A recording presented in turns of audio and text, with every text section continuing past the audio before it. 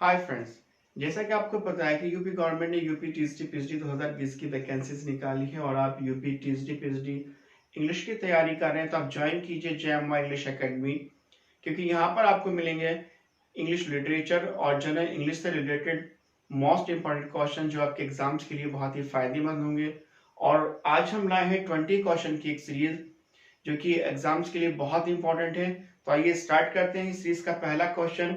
देखिए फ्रेंड्स, पहला क्वेश्चन है, Shakespeare has no heroes only heroines who said.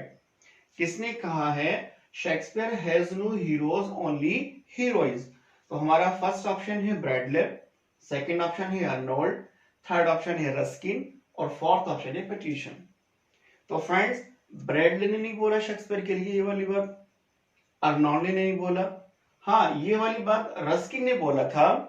Ruskin has no heroes only heroines, तो हमारा right answer है रस्किन। अब देखते हैं question number 2। Milton, thou shouldst be living at this hour. Milton, thou shouldst be living at this hour, this line appears in. ये जो poem की line है ये किस पोएम से ली गई है? हमारा पहला ऑप्शन है पील कैसल, सेकंड ऑप्शन है हमारा द बर्ड, थर्ड ऑप्शन है टू मिल्टन लंदन 1802 और फोर्थ ऑप्शन है नन ऑफ दिस। तो फ्रेंड्स, ये जो पोएम की लाइन है ये पील कैसल से नहीं ली गई है, द बर्ड से भी नहीं ली गई है। ये जो पोएम की लाइन है ये पोएम की लाइन ली गई थी टू मिल्टन लंदन 1802 से। तो हमारा जो राइट आंसर है वो है थर्ड ऑप्शन, और थर्ड ऑप्शन है टू मिल्टन लंदन 1802। अब देखते हैं question number 3। Thou soul was like a star and dwell apart. ये जो लाइन है किसके लिए कही गई है? Thou soul was like a star and dwell apart.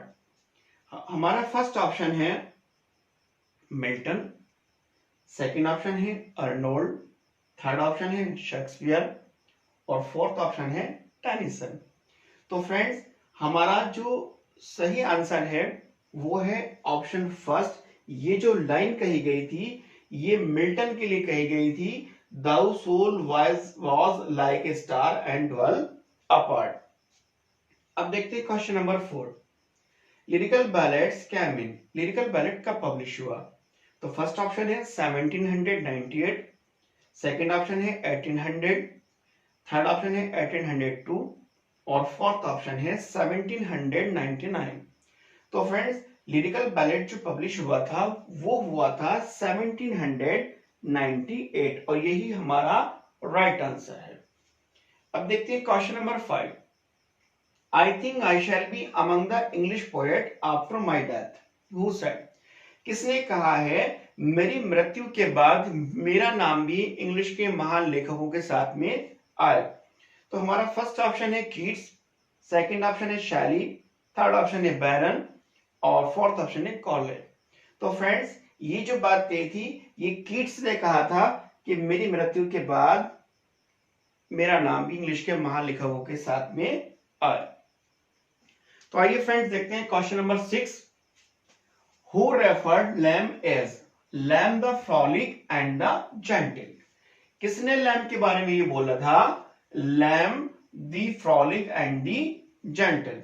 तो हमारे ऑप्शन है, फर्स्ट ऑप्शन है वर्ड्सवर्थ, सेकंड ऑप्शन है कॉलेज, थर्ड ऑप्शन है शैली और फोर्थ ऑप्शन है नन ऑफ दीज। तो फ्रेंड्स, हमारा जो राइट आंसर है वो है वर्ड्सवर्थ और ये हमारा फर्स्ट ऑप्शन सही है। वर्ड्सवर्थ ने बोला था लैम के लिए, Lamb the frolic and the gentle. अब देखते हैं क्वेश्चन नंबर 7। क्वेश्चन नंबर 7 है, इन 1850 Tennyson was appointed the poet laureate after the death of। 1850 में टेनिसन को किसकी मृत्यु के बाद में पोएट लॉरेट अपॉइंट किया गया? तो फ्रेंड्स, फर्स्ट ऑप्शन है शैली, सेकंड ऑप्शन है सुदेव, थर्ड ऑप्शन है वर्ड्सवर्थ और फोर्थ ऑप्शन है एंड्रयू मोशन। तो फ्रेंड्स, शैली की मौत के बाद भी नहीं हुआ, सूदे की भी नहीं वर्ड्सवर्थ की मृत्यु हुई थी 1850 में, 1850, और वर्ड्सवर्थ हमारा राइट आंसर है। वर्ड्सवर्थ की मृत्यु के बाद में 1850 को टेनिसन पोएट लॉरेट अपॉइंट किए गए थे। अब देखते हैं question number 8। The line I am the daughter of earth and water appears in, ये जो लाइन है I am the daughter of earth and water किस पोएम से ली गई है?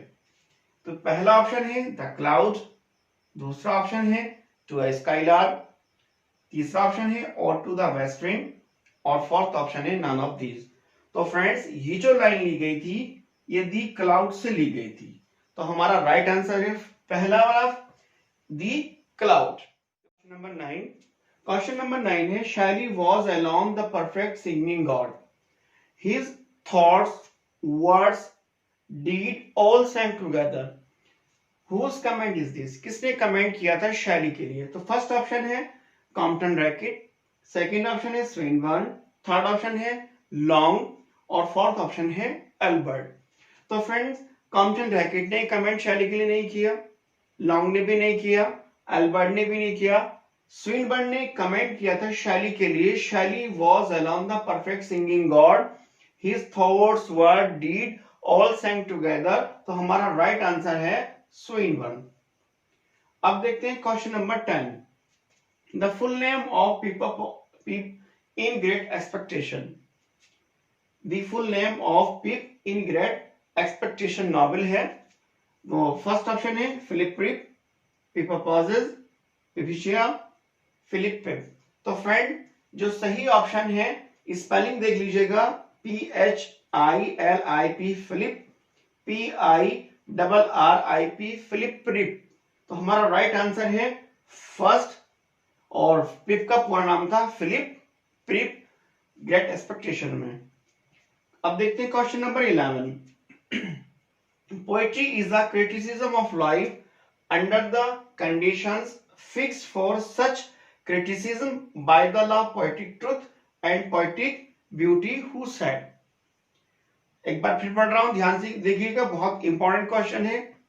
Poetry is a criticism of life under the conditions fixed for such criticism by the law of poetic truth and poetic beauty who said, किसने कहा ये?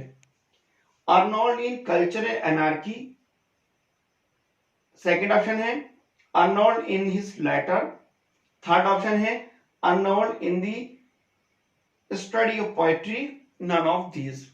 तो friends Arnold in culture and anarchy में नहीं कहा गया है, उससे नहीं लिया गया है। अर्नोल्ड इन हिज लेटर्स उसमें भी नहीं है, ये है Arnold in the study of poetry, और ये ऑप्शन है थर्ड, और यही हमारा राइट आंसर है। अब देखते हैं question number 12। Tennyson swan song is, Tennyson का स्वैन सॉन्ग कौन सा है? तो फ्रेंड पहला ऑप्शन है क्रॉसिंग द बार, दूसरा ऑप्शन है ब्रेक ब्रेक ब्रेक, और तीसरा ऑप्शन है यूलिसीज, और फोर्थ ऑप्शन है लोटस ईटर्स। तो फ्रेंड स्वैन सॉन्ग जो कहा जाता है वो कहा जाता है क्रॉसिंग द बार को। अब देखते हैं question number 13। Truth sits upon the lips of a dying man is a very popular line that is often quoted for the personification.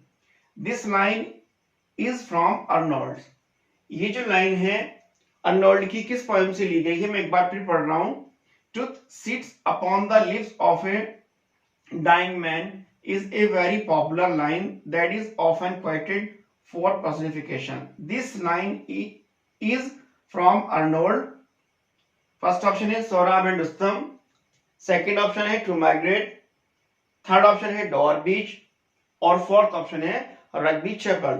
तो फ्रेंड ये जो लाइन ली गई है ये है सोहराब एंड रुस्तम से, तो हमारा राइट आंसर है सोहराब एंड रुस्तम। देखते हैं question number 14। 9 soldiers out of 10 are born fools who utter, किसने कहा है? 9 soldiers out of 10 are born fools। First option है Bluntschli in Amsterdam, second option है Sergius in Amsterdam, third option है Nicola in Amsterdam, none of this. तो friends ये कहा था ब्लंशली ने इन आम्स्टर्डम में, तो ये हमारा फर्स्ट ऑप्शन सही है। अब देखते हैं question number 15, which is an epic drama by Hardy.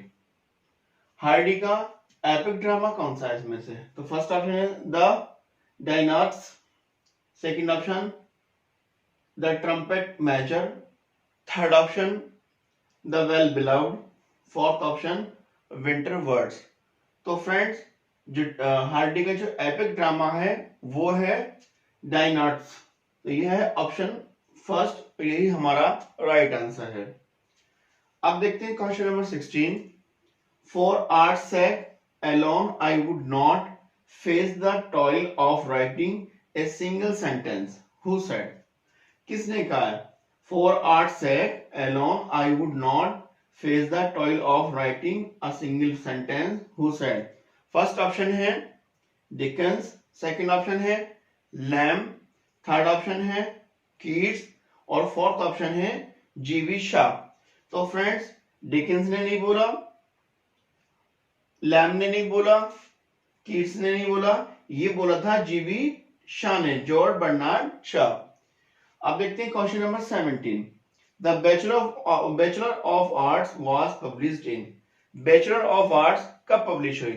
First option है 1937, सेकंड ऑप्शन 1938, थर्ड ऑप्शन है 1939 और फोर्थ ऑप्शन है 1940। तो फ्रेंड्स बैचलर ऑफ आर्ट जो पब्लिश हुई थी वो हुई थी 1937 में। आइए देखते हैं question number 18,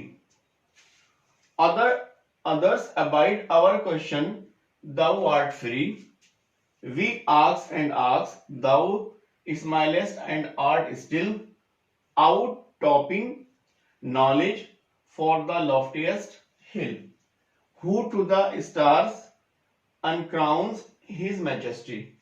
These lines appear in। तो आपको बताना है ये जो लाइन है, इस स्टेंजा जो है पोएम का, किस पोएम से लिया गया है। फर्स्ट ऑप्शन है अर्नोल्ड्स शेक्सपियर, सेकंड ऑप्शन है अर्नोल्ड्स डॉर्विच, थर्ड ऑप्शन है Wordsworth to Milton, none of these. तो फ्रेंड्स ये जो स्टेंजा लिया गया था ये अर्नोल्ड्स की पोएम शेक्सपियर से लिया गया है। शेक्सपियर में ये स्टेंजा, अर्नोल्ड की पोएम है शेक्सपियर, उसमें ही लिखा गया था। अब देखते हैं question number 19, Adieu the fancy cannot cheat so well as she is famed to do deceiving all, these lines are from। ये जो लाइन है पोएम की ये किस से ली गई है? तो फर्स्ट ऑप्शन है ऑड ऑन ए ग्रेशनन, और टू इंडोलेंस, और to nightingale, none of these. तो friends ode on a Grecian urn से भी नहीं ली गई लाइन, और टू इंडोलेंस से भी नहीं ली गई है। ये लाइन जो ली गई है ये ओड टू नाइटिंगेल से ली गई है और ये ही हमारा राइट आंसर है। Number 20, A Tale of Two Cities is a historical novel. Miss Pross appears in this novel. This novel influenced by first option Carlyle's French Revolution, second option Carlyle's Hero as Poet, third option Hardy's under the greenwood tree और fourth option है Wordsworth prelude. तो हमारा right answer है Carlyle's French Revolution. A tale of two cities जो influence था वो Carlos French revolution था। तो फ्रेंड्स ये थी हमारी पहली सीरीज। इसमें कोई कमी हो तो आप हमें सजेस्ट कीजिएगा, आगे हम इम्प्रूव करेंगे। और सब्सक्राइब कीजिए हमारा चैनल, लाइक कीजिए, शेयर कीजिए।